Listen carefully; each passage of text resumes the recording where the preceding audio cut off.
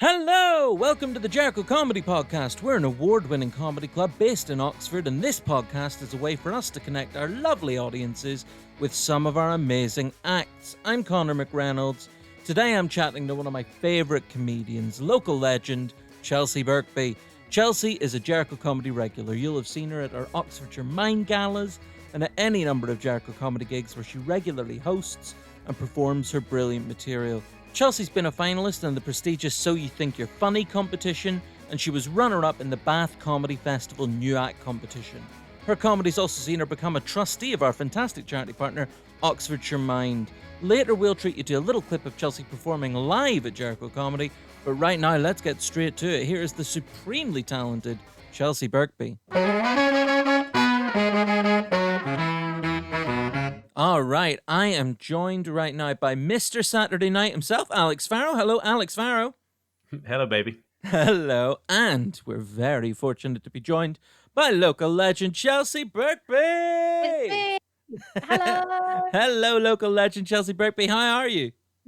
I'm good, thank you. How are you? Oh, I'm all right, thank you. It's so lovely to be speaking to the both of you. Thank you. How are you, Alex? I'm good. And how are you, Chelsea? Yeah, still good, thank you. This is like the end of a Brady Bunch episode. Good night, John Boy. Guys, I'm reliably informed. Well, you guys, just to set the scene, you guys are in Oxford's premier comedy house. You guys are in lockdown with the two of you and other local legends, Sarah Mann and Alex Green.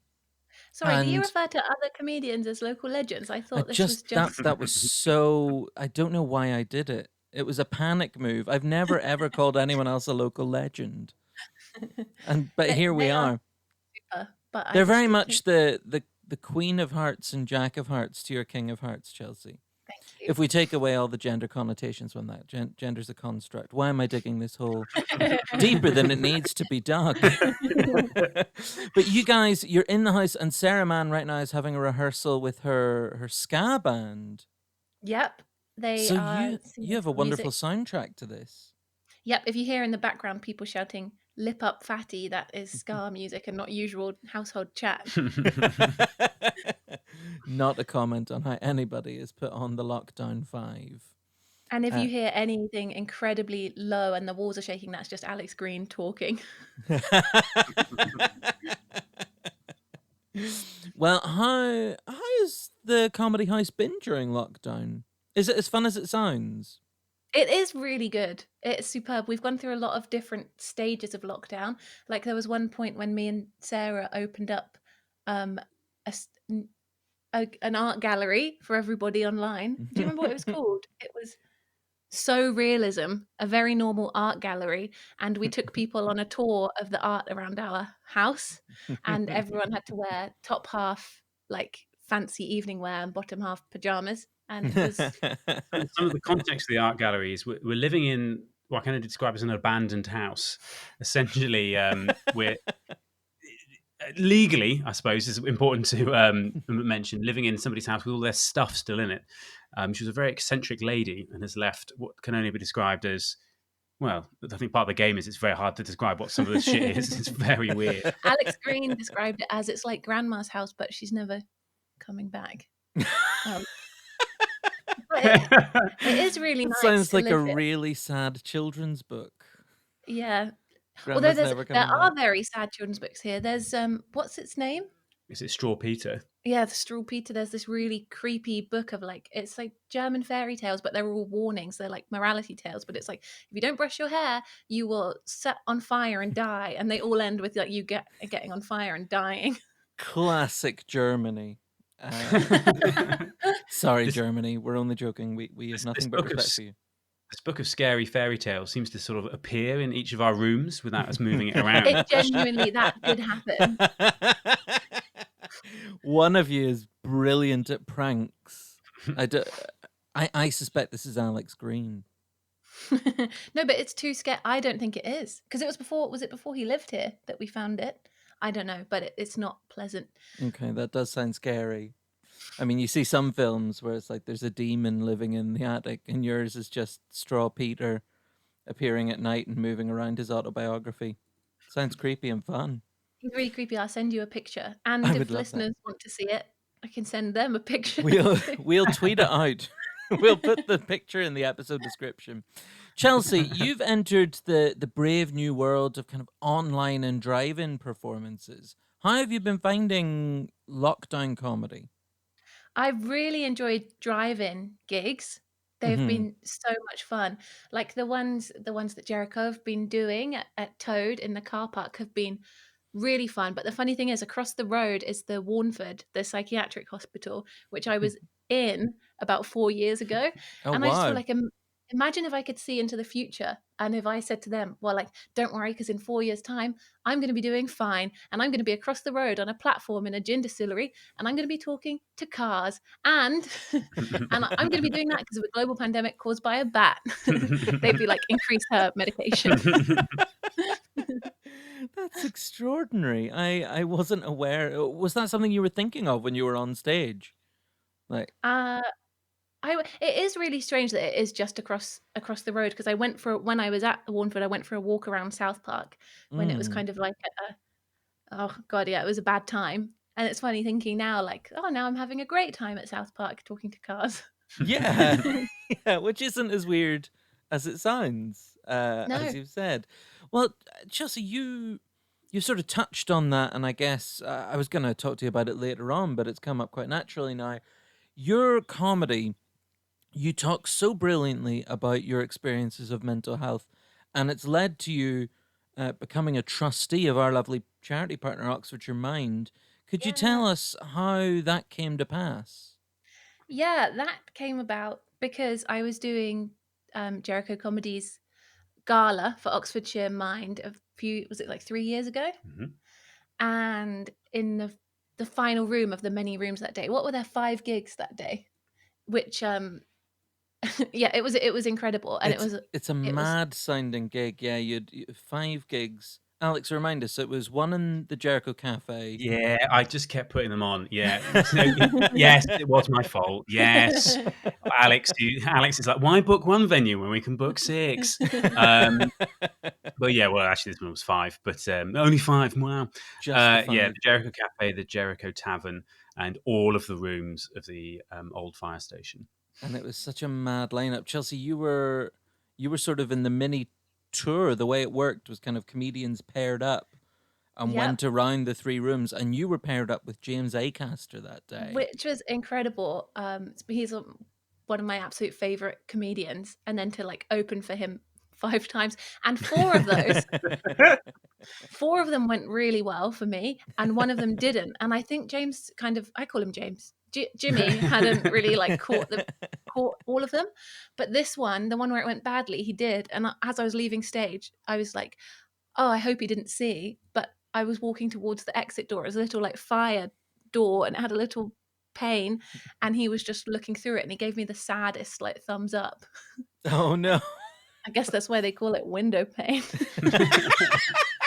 That's actually an Eminem joke. I don't think Eminem calls some jokes. I'm going to spit some jokes. But Chelsea, sorry, you were performing at that 2018 gala.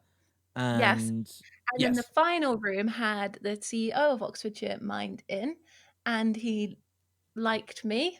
And he came and spoke to me afterwards, because my set, a lot of the stuff I spoke about was about mental illness and having bipolar disorder, which I was just weighing up whether I should do my joke about it and pretend I like it's like it. I casual think you should go for conversation.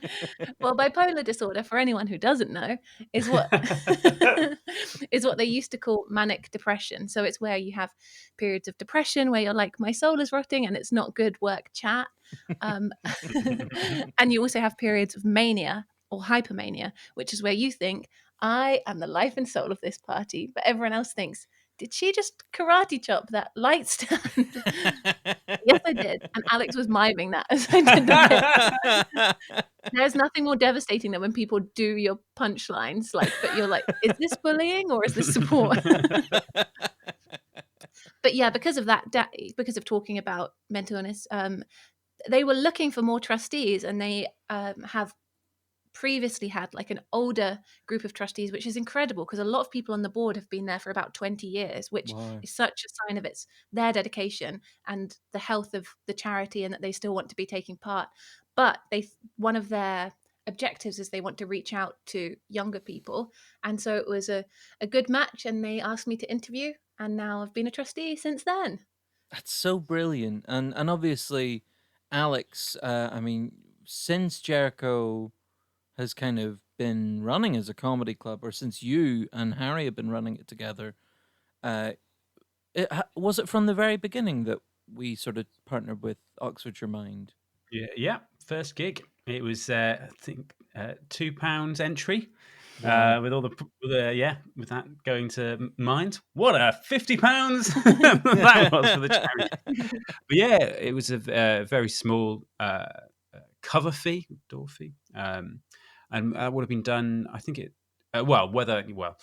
whether we start Jericho Comedy officially from that first gig in the cafe, or whether, because the partnership with Oxfordshire Mind started when Harry and I were doing gigs in colleges in Oxford. Okay. So that the partnership starts a bit before then. I mean, the partnership starts before Oxfordshire Mind knew about it. So we were like, we didn't tell them we were doing it. We were raising money for them until, I don't know. Until you took a check over, a giant check. Took a giant check over. And we all know that the bigger the check, the more it's worth. That's the one. Well, what made you guys decide on Oxfordshire Mind as a thing rather than kind of running it for profit, which, you could have done? Well, there had loads of reasons. I wonder whether Harry would give different reasons. I think every comedian's got their own personal interest in mental health. I think all modern stand-up requires a lot of introspection, and if you spend enough time looking inwards, of course you're going to be interested in mental illness, mental health. And so we thought, one, that'd be a really interesting charity to raise for, one that would definitely appeal to comedians so broadly.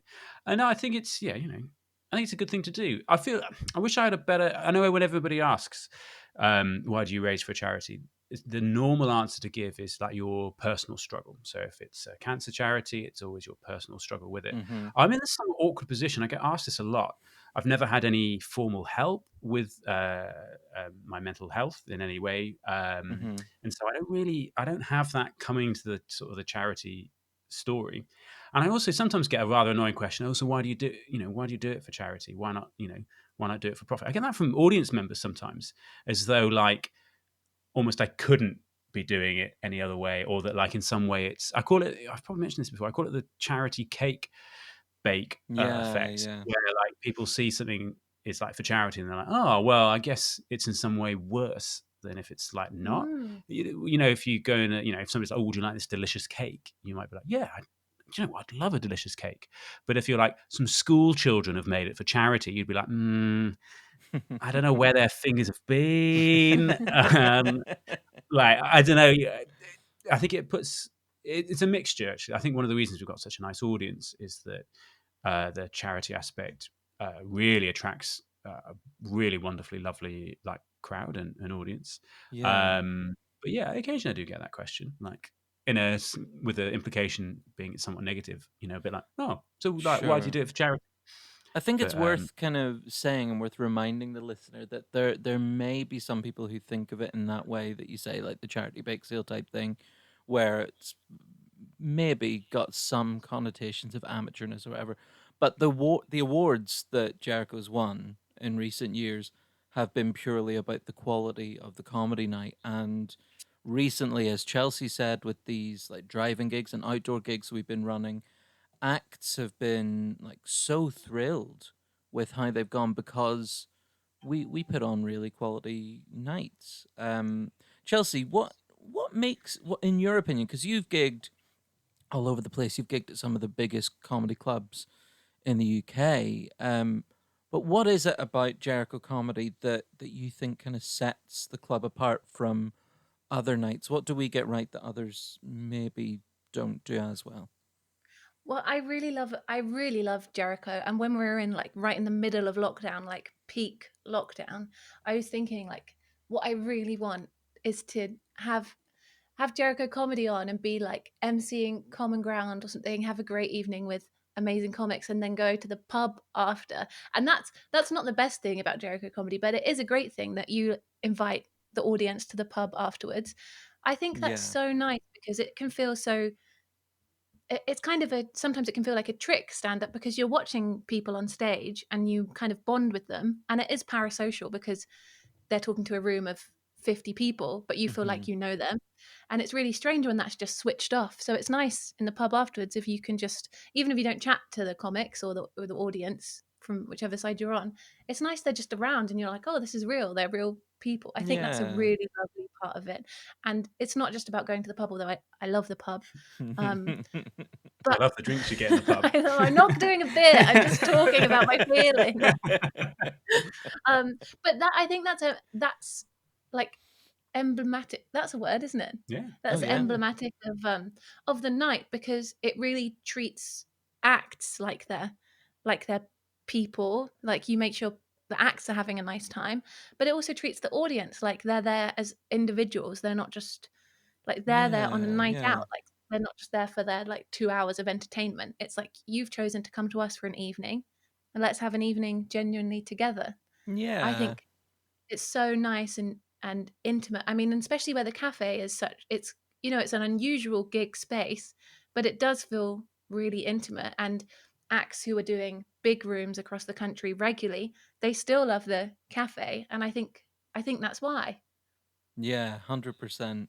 It's such a special place for comedy. And Alex, I mean, you've got very practical reasons why you think the cafe is such an ideal space for comedy in terms of like the low ceiling and that kind of thing. Oh yeah, yeah. Do you know what?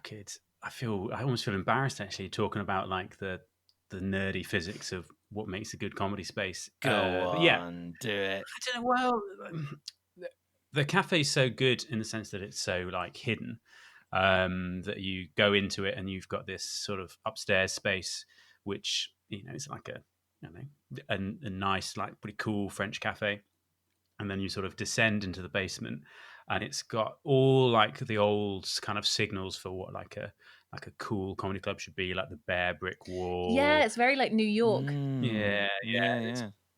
obviously like, and it's a transformation from what the space normally looks like as well. And so I think you really feel like you've it feels like you've discovered a little kind of hidden gem. I think I see people's faces when they come down and they're like surprised. Sometimes they've had like a sandwich there earlier in the day, or like it's got one of those sort of like Alice in Wonderland vibes to it, hasn't it? Where like you go down the keyhole and it's like, oh, what, in this tiny upstairs room, then you go down to the bigger basement and you're like, oh, there's a whole different thing down here. Somebody's having a croque monsieur upstairs. And then, I think that so adds to it because it's like when you go to the theatre, I don't really go to the theatre very often, but like the things you're seeing aren't real, like but that's the joy of the theatre. Like everybody is collectively believing in something, and that's what makes it the experience. And I think that's kind Yeah. of recreated in the cafe. Like everyone together is having an evening together, and they're all like the space has transformed around them from a cafe to a comedy club. I think Yeah. audience members feel really fond of it as well. And that's why actually I've seen it's like usual for acts to insult the room they're in kind of a jokey way. But I've seen that get bad reactions at the cafe. And I think it's because people feel like, well, hey, we come here every Yeah. month and we love it. And Lay don't off our insult like venue. and I actually haven't noticed that at other places. I think that's quite sweet. one That's of the true. really sweet things about it is obviously, we've all had to do this ourselves, like enough, but it needs so much heavy lifting to move. Like, good Oh my Lord, I don't know God. where they got that bench from, but it's clearly was like wedging a medieval church door shut when the I've Vikings seen were Mr. coming. Saturday Night tackle that bench solo. I've never been Yeah. able to do that. And I'm a chunky guy, but Alex Farrow, you're like Superman lifting it above your head.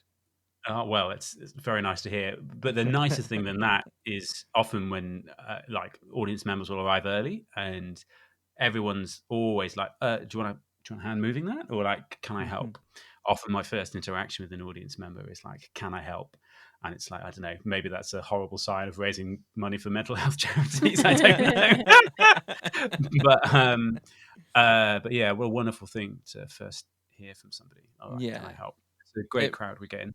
It really is special. I think all three of us, and Harry as well, of course, and other great comedians like Matt Hobbs and Dan Squire and Alex Greensinger, man, all our lovely local acts. I think we all feel very, very lucky that Jericho's our local gig, and that we have such lovely venues like the cafe, like Common Ground, like the Jericho Tavern and Toad, and all these wonderful places.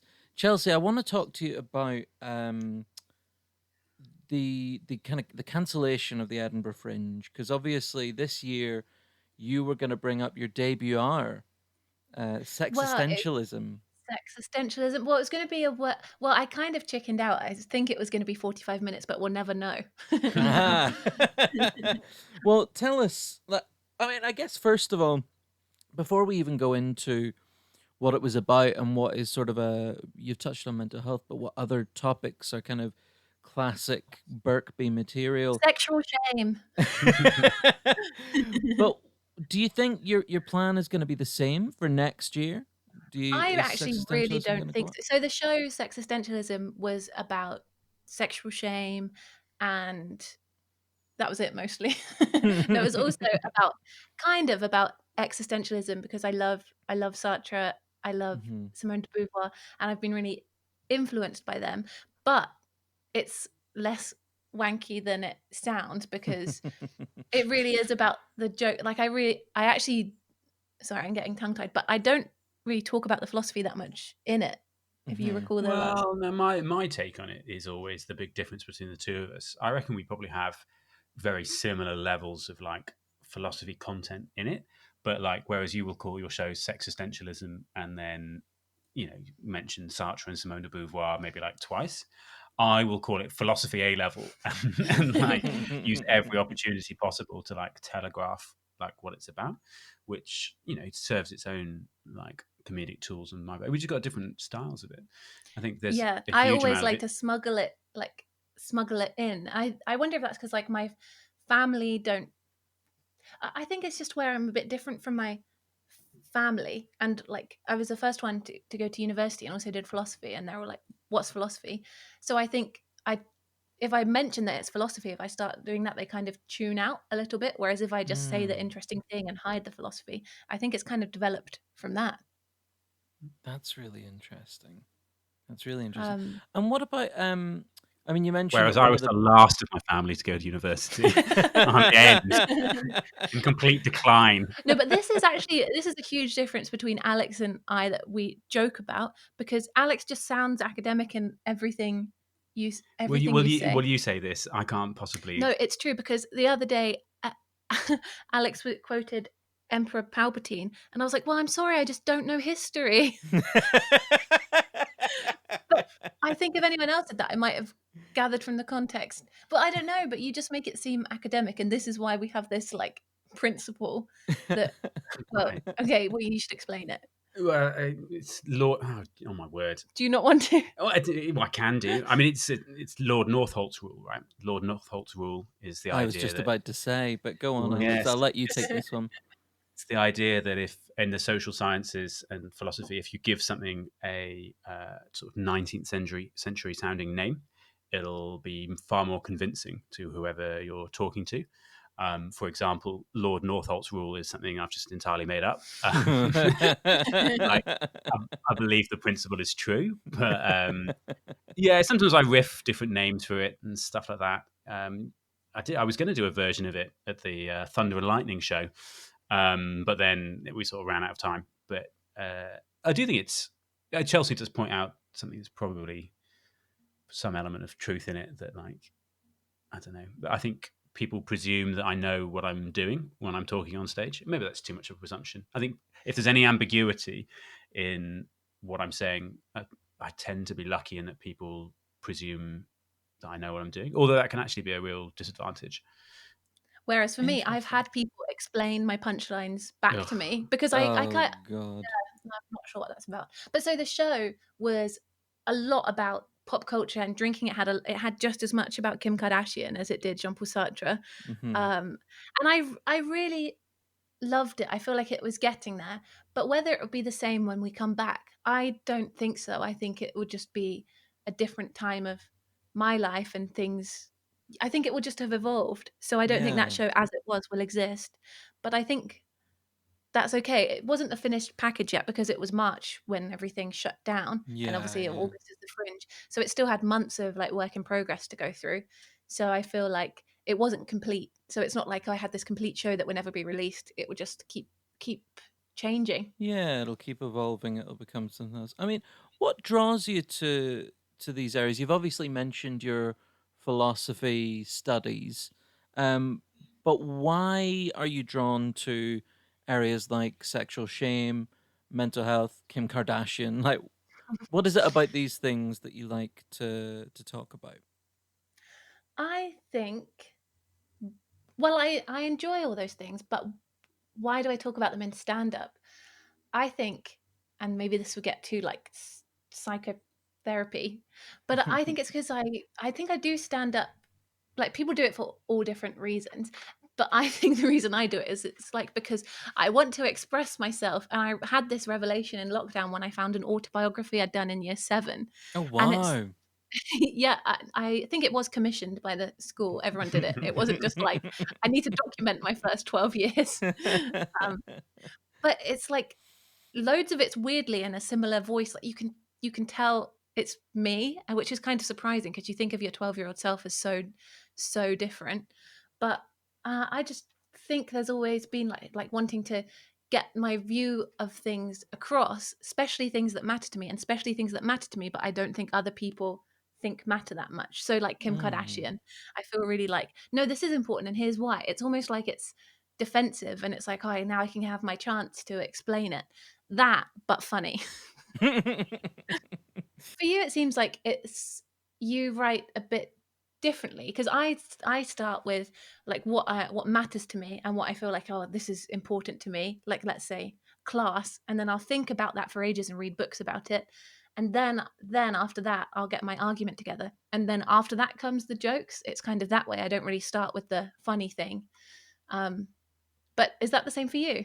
Oh my god. I don't even know, to be honest. Like the things that I tend to write about, it's interesting. We've had this conversation, or a few of these conversations amongst ourselves, and I've been lucky enough doing this podcast. We've spoken to people about what they write about and what they like to write about. And I really admire comedians like you, like both of you, in fact, who are writing about the things that really, really matter to them. And I sort of feel like a lot of the writing I've done is probably just like getting stuff out of the way that I kind of think I need to address with audiences. Like, I think when Hmm. there's any element of difference, so, I'm Irish over here, which is kind of a point of difference in Wait, a way that I know I've never wait, mentioned what? it before. Are you not Irish somewhere else? What's going on? Like, Well, no. I mean, I spoke about this very briefly at one of our stand-up philosophy yeah. shows about nationalism, where like being Irish over here is a point of difference. Like audiences will see me here and they might say something about the Irish comedian that they saw earlier that night, whereas in Ireland, like that doesn't narrow it down. And so I wouldn't talk about Irishness in Ireland because everyone would be like, who gives a fuck? Like, I'm Irish too. Tell me something funny. But over Yeah. here, it's kind of like, oh, yeah, the Irish guy, he probably needs to talk about being Irish. Or maybe that's just baggage that I bring with me to the stage that I think, well, this is what people want to hear about. So there are things that I think I would love to write about, but I've not got round to it yet because I've been busy writing half an hour about how Irish I am. And maybe it's time to move on from that. Maybe people get it. I love that material. I don't think you should, but yeah, Oh, don't thank insult it. you. It's wonderful. But yeah, I think that's a natural way of like start, like not starting out. That sounds rude, but I think people do tend to address like points of difference, and it's almost Yeah. like, especially for hard gigs, maybe you need to have that. Yeah. Yeah, absolutely. I mean, there are definitely things like Chelsea, I've said this on the podcast before. I've said it to you before. The way you talk about mental health on stage, like it's not just like important, which obviously it is, but it's hysterically funny, and you're one of my favorite comedians, largely because of how you navigate such a potentially tricky and difficult area with such amazing humor. And I really aspire to writing about my own mental health experiences with the confidence and like degree of hilarity that you do it. So that's something I would love to do. But Oh, Connor, that's so kind. Thank you. I'm I emotional. really I mean don't know it. why I sound really sarcastic, but I am I think what we emotional. need is, I mean, my usual writing process, if we're being entirely honest, is Alex Farrell will say, you need to write 10 minutes of new for this gig, so do it. And then I'm like, and I write something, and Alex is usually very nice and says, yeah, that's good, do more of that. But that's So, another really cool thing about Jericho and like the different gigs you run, like stand-up philosophy, stand-up literature. Well, that's your gig, Connor. You know, like it's that's really cool. That prompts you to write stuff yeah. that you wouldn't usually. Yeah, it is a nice way to kind of force yourself into writing new stuff. And Alex, you said recently, I think it was when we were talking to Jacob Hawley on the podcast a few weeks ago, that when people write for those gigs, they never scrap the material afterwards. It's never just for that gig, is it? Yeah, I've never known somebody to not take that material and use it in their weekend set about the place. You know, stripped down, changed, added to. You know, Mhm. but no, I think that's a really cool thing about those shows. Yeah, all that Kim Kardashian stuff I have was stuff I wrote for the book, this stand-up literature. Yeah, yeah, and it's Kardashian is a stayed in. best-selling author. Yeah, and it stayed in. And it's such a great bit as well. If you haven't seen Chelsea's Kim Kardashian material, I think like as soon as we're out of lockdown, I really want to arrange another stand-up literature show because they're so fun, and like we've had some great acts do that. I mean, like Christopher Bliss came along and did the first one. He's He is amazing. super. Jake Farrell's done it. He's so funny. Yeah. And just hearing, we had Ivo Graham at our gig this week at the Fishes, and I don't know, Chelsea, if you've heard Ivo Graham's bit on Penguin Random House released like a kind of Fringe Unlocked sort of audiobook, 20 acts that would have Yeah. been at the Fringe this year. Ivo's bit on King Lear is like laugh out loud funny. And I asked him on Tuesday night if he would consider doing it at Stand Up Literature. And he sort of gave a very polite response. I'm not sure he wants to, but he gave I think he sort of said, I don't know how it would translate into being a bit of stand up. It was something I wrote for the audiobook, but I was like, just say it and it's funny. But I'm going to give Ivo credit and say he probably understands more about how it would work than I would. But he was reading from his school diary as well, wasn't he? So that would like yeah, all of that stuff. Ivo would be such a great act to get for stand up literature, but we'll try. Alex is probably thinking to himself, this isn't how we do bookings, Connor. We don't just put it out on the podcast. Hope they get in touch. Well, I would love to continue this chat, but next up, we got to go to a little message from our wonderful charity partner, and Chelsea's dear friends, Oxfordshire Mind.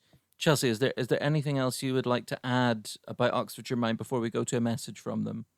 I actually do want to say about Oxfordshire Mind, I think part of what makes them so excellent is that they are like a better mental health charity, and they're about like well-being. It doesn't all have to be, you know, like medical interventions, and it doesn't mean it's just for like crazy people. Like it's for everyone who might struggle with their mental health, which I think is anyone.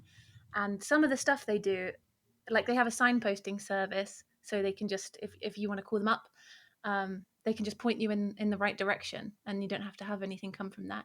And recently they've set up, it's called Safe Haven, and it's like a room you go to because in a crisis, your option really is to go to A&E, and that's a really horrible place to be if you're having a crisis. And I know this because this happened to me, and I called a taxi there, and wow. and when I was in the taxi, he was like, "Where are you going?" I was like, "A&E," and then he said, "Why?" And I was like, "Oh, because I'm having a crisis, a mental health Oh crisis." no. put on Radio 4 and turned it up. He was like, "Yes, Mum." And he didn't ask any more stupid fucking questions. But A&E isn't like the nicest place to spend a crisis. But Safe Haven is like nice. So, yeah, that's just I just wanted to say that about them. They are excellent. And if you want some help or just information and you live in Oxfordshire, then contact them.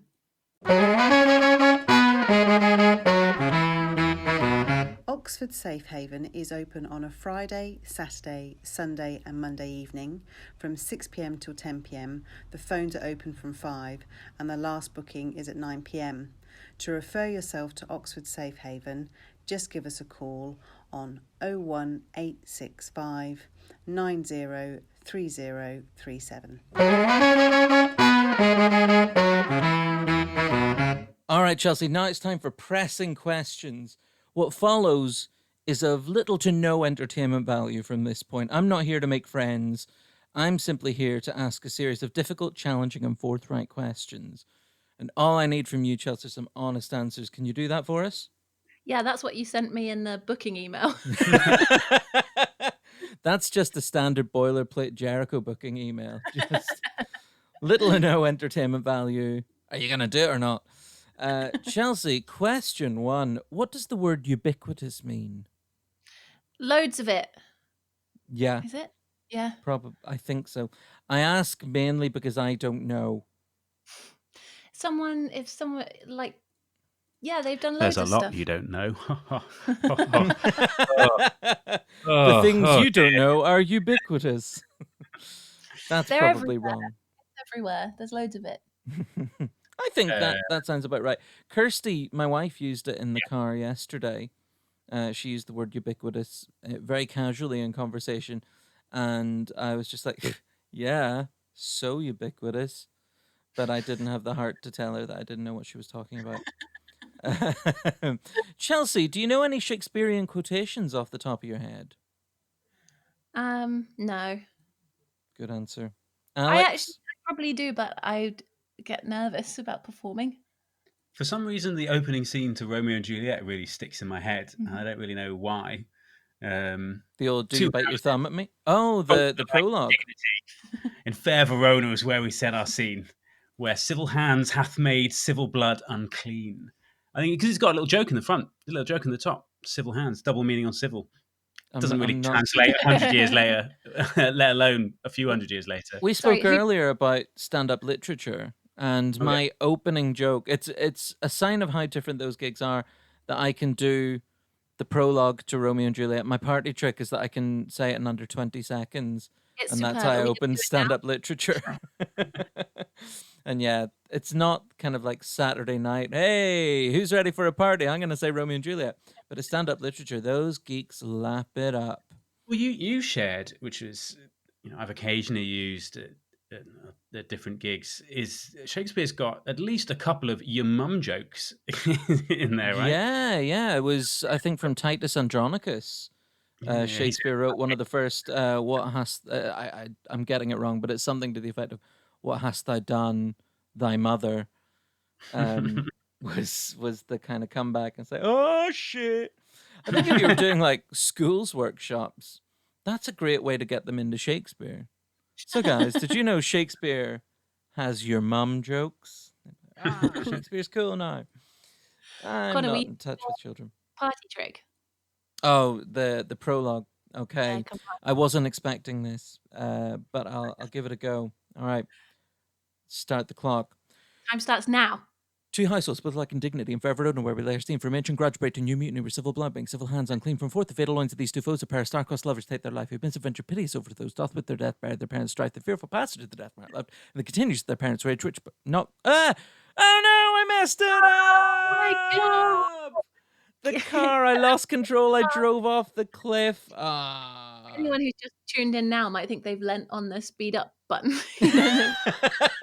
It's like, slow down this podcast. Now we're back to normal. Chelsea Birkby, why do you think Hollywood struggles to make quality big screen versions of popular 60s cartoons? Things like Scooby-Doo, the Flintstones. Why are those films so shit? The Scooby-Doo live action film was excellent, so I don't even Oh. understand the question. The fashion was unreal. That is a And controversial it opinion. looked like Scooby was there. You're referring to the 2001 film with Sarah Michelle Gellar as extraordinary. Alex Farrow, do you agree with Chelsea Birkby that actually the very foundations of the question are wrong? Oh, I just remember when I was 15, I went on a date with an older woman to the cinema, and I remember thinking I was very grown up. But we went to go see the live action version of Scooby-Doo in a way that, You were 15 and you went on a date with an older woman. well, you see, this is all relative. So when I was 15, I went on a date with an 18-year-old, which really did feel very, very grown up. Wow. Obviously, I mean- describing an 18-year-old as an older woman is only something a 15-year-old can do. But, It certainly sounds legally questionable. No. well, the Really? date didn't go well enough for anything legally questionable. Possibly because we went to go see fucking Scooby-Doo. Mystery machine about why that didn't work very well. High school and year 7 were going out, and it was their anniversary. And then she said, "Let's do something romantic." And he said, "Yeah, let's go see Spy Kids 3."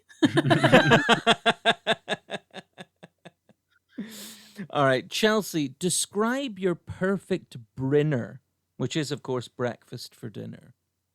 Ooh. Do you know what I really like? I like a nice crusty roll and then avocado smashed in there, Yeah. smithereens, and halloumi, and then a bit of chili and chili sauce, Thai sweet and chili. That That's sounds what I like. wonderful. And tea. Oh, That's what I like. yes. Yeah. Oh, that's an Fry excellent up shout. superb as well. Oh, and also I've really gotten into Faken recently and Waitrose. I shop at Waitrose now specifically just to buy this bacon, and that's it. It's called This Isn't Bacon, and I'm big time into that. Which could be literally any product but bacon, but it's Yeah, I quite don't know similar. Like, it's not like they're selling a lamp, but the label says this isn't bacon. That's interesting. Alex Farrow, what is your ideal Brinner? Every time you say Brinner, it just gives me shudders of bringer gigs. Like a Brinner gig, what would it be? Some sort of like, it's like a bring some gig. fake bacon. You've got to bring some bacon. 32 comics on, all doing 1 minute about breakfast. You have to, I don't know. The most important gig of the day. Oh, should I actually answer? Oh, yeah, no, I want an answer. I don't pay attention to any rules. Like, I eat whatever I want for breakfast. So there's no, like, whatever I cooked the night before, cold pizza, I'll have ice cream for breakfast. I'll have whatever. That is hedonism gone wild. Yeah, I'll do anything. I mean, part of the reason that I can do that is I'm getting up at about midday as a stand-up comic, and it's probably anyway. But kedgeree. Go on then, yeah. Oh, that's a solid choice. That's a good shout. Today I had a really embarrassing situation at work where they're doing this. I work for a charity and they're doing an online evening of summer music, and they've got this choir on, and I thought the choir, I've only seen it written down, and so I asked my manager about it today, and I was like, "Can you tell me more about chantage?" And he started laughing, and he's like, "They're called chantage." But I was so embarrassed. I've been really making fun of it because, like, chantage, I thought it was like early noughties, like Fern Cotton, like, "Oh, the choirage are going to do some chantage at the vintage." I've been really dipping into it, and then I found Alex at lunchtime to tell him this embarrassing story, and I was like, "Would you, if you'd have seen that written down, would you have said chantage or would have you said chantage?" And you were just making like some fancy bread with some salmon on it, and what was all the other fancy stuff? Oh, he was like, "I can't find my capers."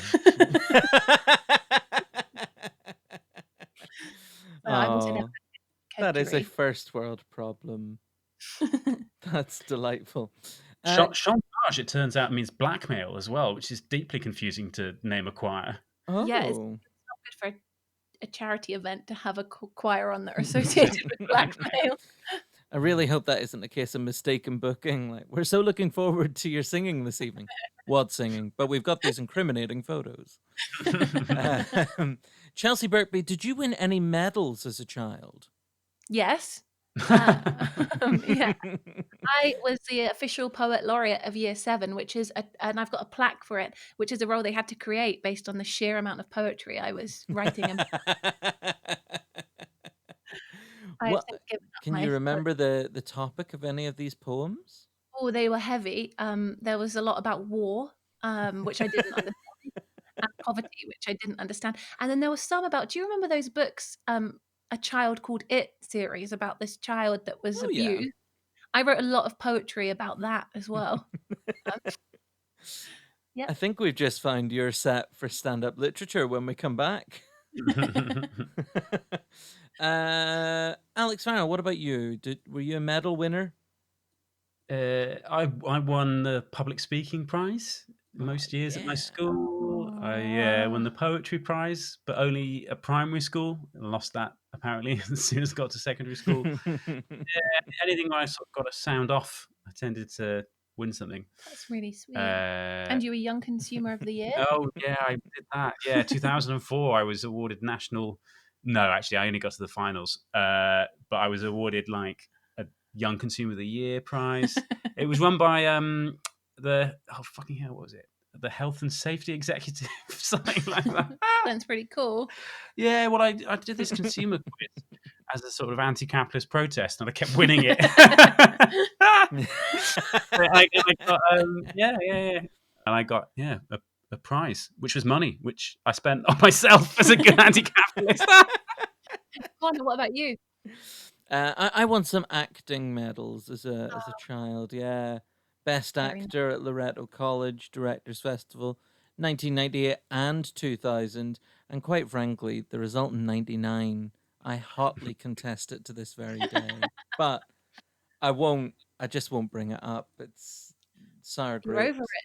Is it still on your CV? I'm so fucking over it. I don't even fucking care. Did any of us win any awards for sports? Oh, God. No. Actually, I would like to revise my answer to fuck no. I think that's the only way to demonstrate how unsporty I was. And it's baffling. I for some reason, ended up doing a PE GCSE. I am not a sporty person. I wanted to work in musical theatre, and I applied to do music GCSE, and the music teacher at my school said, no, because you don't play a musical instrument. And I said, but you can do singing. I'll do singing. And she said, no, you would only get a C for singing. And I kind of thought, well, that's all right. Like, I'd take that. And then I wasn't allowed to do music, so I had to do PE, and I got a C for PE. And so I could have just worked on singing and maybe made something of myself in music theatre. But here I am, just a professional athlete, thinking of the career that got away. Chelsea, what's the thing that you don't like that you think most people would be surprised by you not liking? Ooh. There's a dramatic sound there. That was a dramatic sound. I apologize. I punched my microphone accidentally. It's just the rage of not making it in music theatre. It's come back to me. I'm glad this isn't on the radio. Floundering. What would you think I like? I've definitely been insulted when people are like, saw this and thought of you, and I'm like, that is disgusting. Somebody said they thought I'd be super, super into Harry Potter, and I found that a bit offensive. Like, I read it as a kid. I'm not like majorly into it. Sure. But then I don't feel like I really know myself, because I didn't really identify as like a major Taylor Swift fan. But then when Spotify came out with this feature, it told me I was in the top 3% of Taylor Swift fans worldwide. Oh my word. Fans like Swifties, and I guess I'm one of them. That's an extraordinary revelation. Mm-hmm. I do find it a bit weird that they can tell you so much about your listening habits. It's like, this year you listened to 12 hours of Damien Rice. Are you okay? Leave me alone, Spotify. after the success of that, Monzo decided to do the same and break down like where you spend your money. And I was like, this is horrible. You don't want to know. That's more of an intervention, isn't it? Oh man. Alex Farrell, I'm gonna ask you this one. What do Tiggers do best? Oh, there's an actual answer from the books. There is. This is a pop culture. So yeah, Alex, well, you know if someone had done stand up about it. No, my mum read me read to me the Winnie the Pooh books.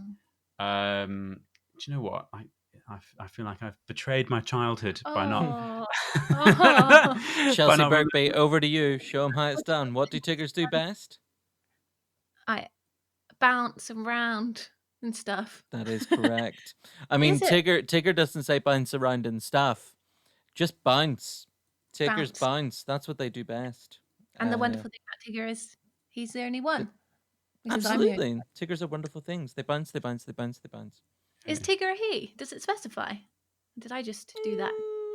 That's interesting. I think Tigger's a he. But as we all know, gender's a construct anyway.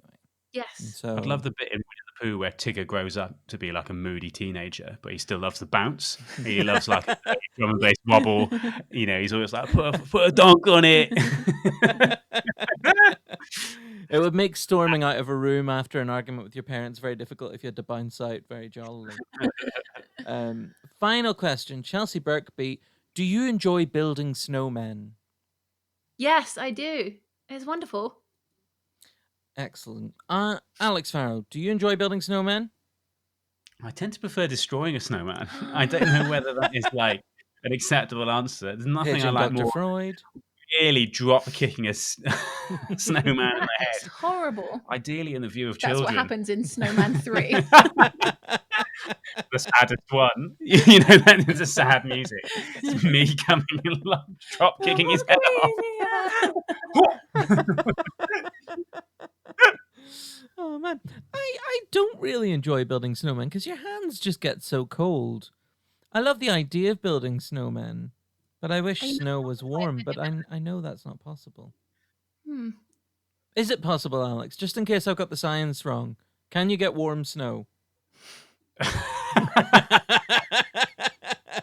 Buddy, come on, mate. I'm just thinking. I don't. Would you know what? Maybe we'll get a listener correction, but I'm going to go with the obvious answer, which is no. Right. Listen, guys, we at Jericho Comedy, obviously, we've been having a great time over the last few weeks putting on drive-in shows and outdoor shows for our audiences. It's been really lovely seeing acts like Chelsea and Alex back on stage for the first time in 4 or 5 months, but nothing's quite like being back at our spiritual home at the Jericho Cafe in the basement with a few drinks and all of our audience packed in. So right now, grab yourself a drink, close your eyes, and imagine you're back in the basement seeing our superb guest live in action. Here she is, Chelsea Birkby, recorded live at Jericho Comedy. Welcome to the stage. Your first act of this half is Chelsea Birkby!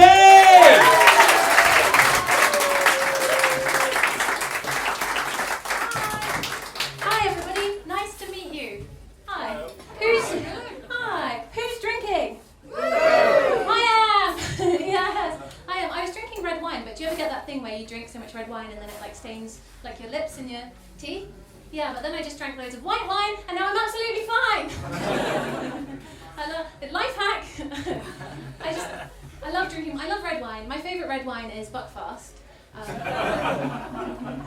Somebody just smelled. Oh God. For anyone who hasn't had Buckfast, it's unusual as a red wine because it's at 18%. What? And it's highly caffeinated. What? More so than Monster Energy. Yeah, whose slogan is Unleash the Beast. And Buckfast makes you just unleash the inner absolute fucking deep. It makes people lose their shit. Like, I've seen somebody on Buckfast kick a toilet seat into a karaoke bar full of people. And that person was me. And it was at my ex's 21st birthday. Do you miss me now? He didn't. But I love drinking, and then I love going to the club.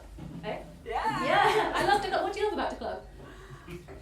Everything. It's a great place to meet that special anyone. I love the club. I love the music they play in the club. I love the music they play in the club, like any of Pitbull's songs, really. And for those of you who don't know who Pitbull is, he's also known as Mr. Worldwide, so that's on you. But when he's on in the club, because I've requested him, he says stuff like, she like that freaky stuff, that nasty stuff, that 2 in the O, and 1 in the I. 1 in the I? I don't think she does like that, You know, and I googled him, and I'm sorry to break it to you, but I don't think he's a particularly nice man.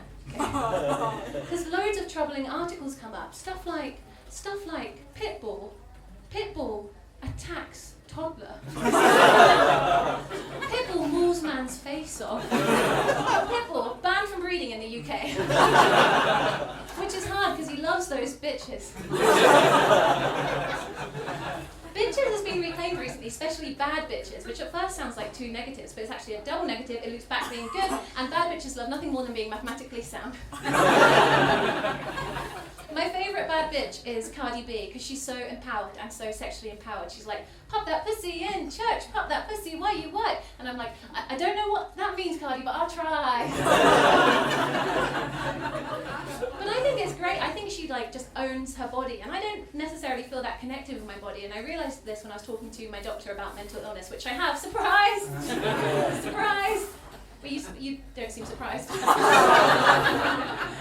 But this mind-body thing came up because my doctor is the second most handsome man I've ever seen. And my head was like, Chelsea, he's here to help you.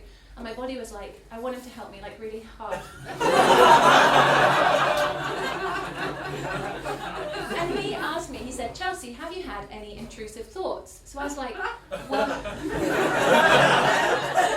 Hey! He said, have you had any intrusive thoughts? But I was like, well, like, what is that? And he said, oh, it's images or ideas that come out of nowhere. Where are they supposed to come from? So I got a very high score. And I ended up being diagnosed with bipolar disorder, which is what they used to call manic depression. So when they told me, I was like, typical Gemini. And they were like, I don't think you're taking this very seriously. But it can be quite serious because you have periods of depression where you're like, my soul is rotting and it's not good work chat. And then you have periods of mania or hypermania where you think, I am the life and soul of this party. But everyone else thinks, did she just kick that toilet seat? Blockbuster is really similar to mania, I would say. Because like similarly, when you're manic, when you have butt you get into really weird things. Like you might like, for example, just for a random example, like off the top of my head, get really into Shania Twain, like in a big way. And email everybody at work about her multiple times, which seemed like not only the right thing to do, but the necessary thing to do. But that did not impress them much.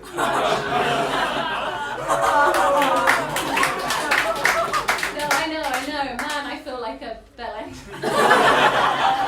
But this is why, and it's a bit serious, but this is why bipolar disorder is underdiagnosed. And it's because if you're depressed, it's horrible, and you can identify that and talk to your doctor about it. Whereas if you're manic, it's hard to know like what's being a bad bitch and what's butt-fast. And that makes it hard to talk to your doctor about, because it's really difficult to be like, doctor, I really need your help because I am an absolute legend. I have a real bad case of just top quality banter and then woo! And I think it needs seeing to immediately, yeah. Sorry about that. If you liked me, please follow me on I don't know what I'm going to do about this. I'm fine. If you liked me, please follow me on LinkedIn. And endorse me for some skills, because my day job has been really suffering since that Shania Twain thing.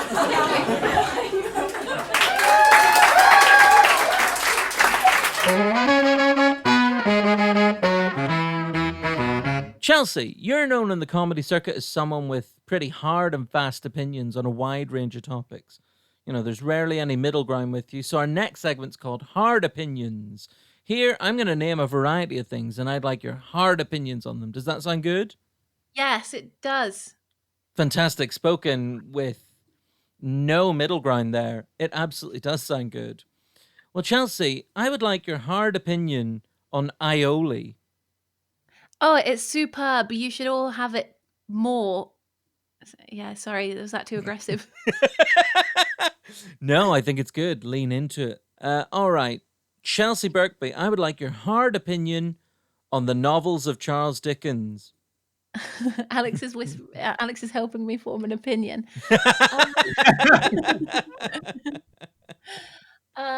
Really good songs, great songs. No, I do. Oh no, I don't really have a strong opinion on them. I had great expectations. Delivered so naturally. Mwah. He wrote a bunch. He just kept signing up to write more and more books, and he was only in his 20s, and he didn't really know what was happening in Oliver Twist. He didn't know what was going to happen as he kept writing the different serialized ones. And sometimes it do be like that when you're writing jokes. Chelsea, what's your hard opinion on New York City? Okay, I prefer old York. I find it hard to form hard opinions on the spot. I feel like I need to read, do a bit of research and read a bit about it. But I guess I can see why that's not the comedic game. You love Old York, though, so much so that we're going there soon, right? Yeah, You've got opinions on that. Oh, you're going to Old York? I went to York. That's where I went to university, and I've not been back since I graduated because I had a stopover there once on the way to Edinburgh, and I thought, I'll go and have a look. But then too many memories happened, and I just went back in the station and just waited in there. But it'll be a fun trip when we go. That will be fun. Well, that's a hard opinion. It sounds like the subtext there is, fuck you, New York City. You're not as good as York. York. Yeah. Alex Farrow, do you have any hard opinions about New York City? I've been once, which was nice. Nice sounds like a mild opinion, Alex.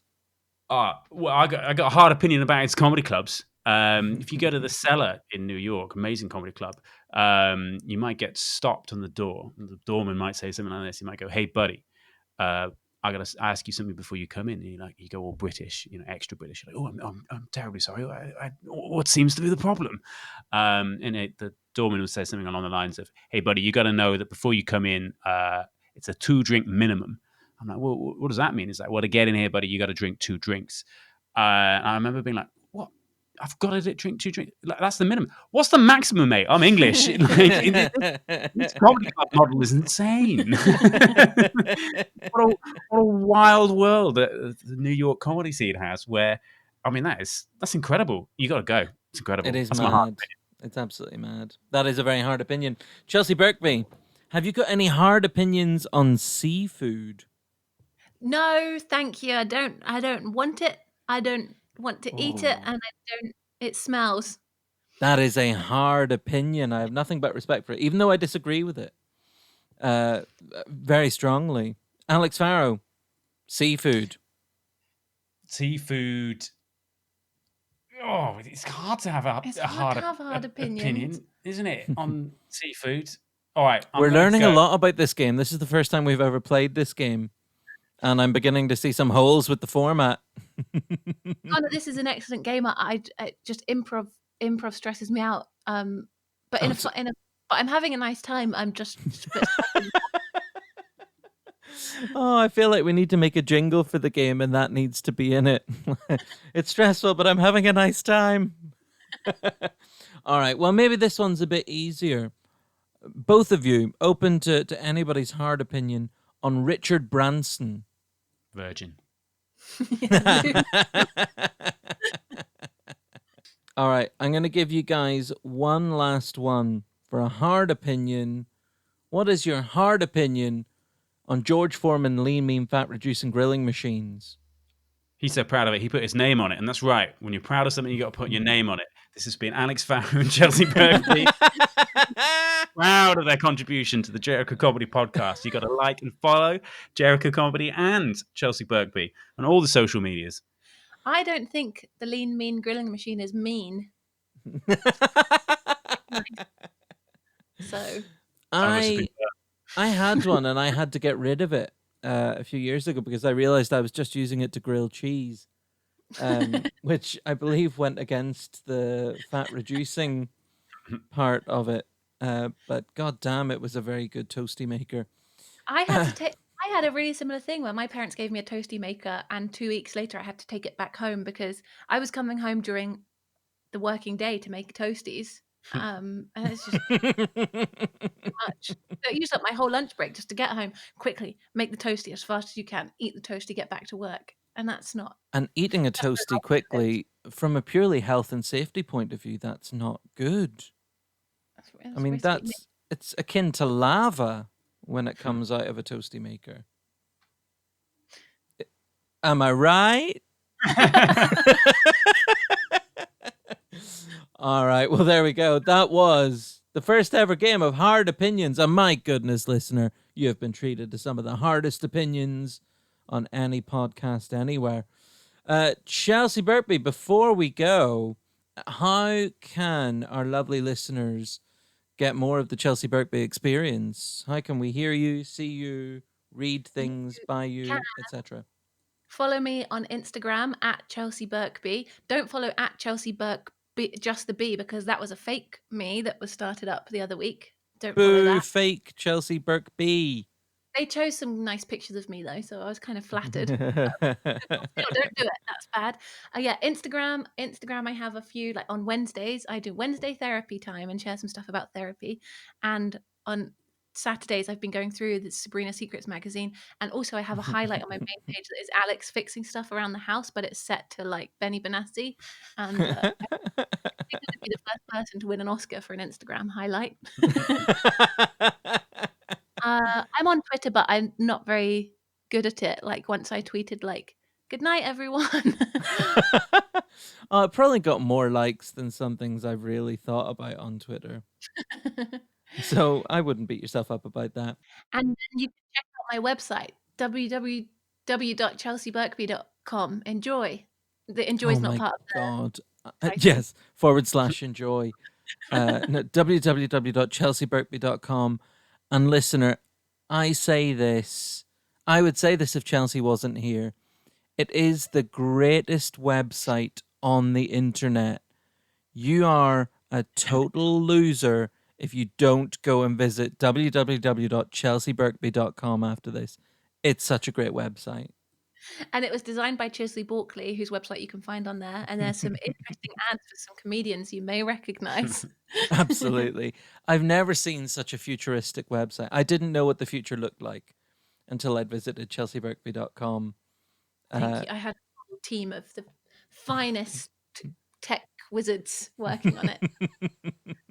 / me when I was off work depressed. Chelsea Birkby, Alex Farrow, it's always so lovely to speak to you guys. I will hopefully see you at one of Jericho's lovely gigs very, very soon. It's always lovely speaking to you, and thanks everyone. You're great. Thank you everyone. You're the real heroes, listeners. You're not. Chelsea and Alex are the heroes.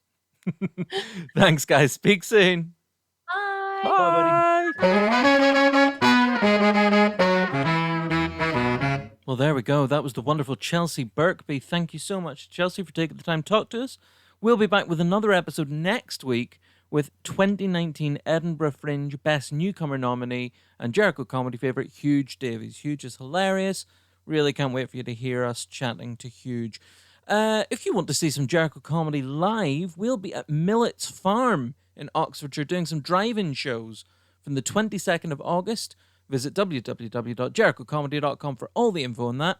If you're enjoying the podcast, please tell your friends. Like, subscribe, rate, share, shout about, tweet about, do whatever you can to spread the word. We love doing this podcast. We really want you to enjoy it, and we would love to reach as wide an audience as possible with it. You can also check out our other podcast, Jericho Comedy, producing a podcast called The Dinner Party, where I chat to people about their dream dinner parties. It's a really fun conversation. We've had some great people on. So check that out, The Dinner Party. Thanks very much for tuning in to the Jericho Comedy Podcast. We'll be back next week, but until then, have a good week and bye-bye.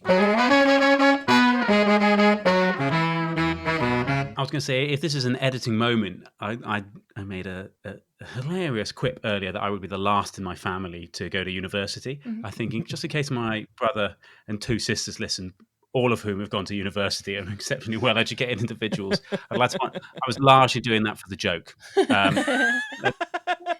Let's put this disclaimer at the end. Yeah, I need to put. Yeah, well, I'm sure we can cut this bit out or something like that. Anyway, I don't know. Yeah, Frankie, Johnny, Yana, I love you very much. It was anyway.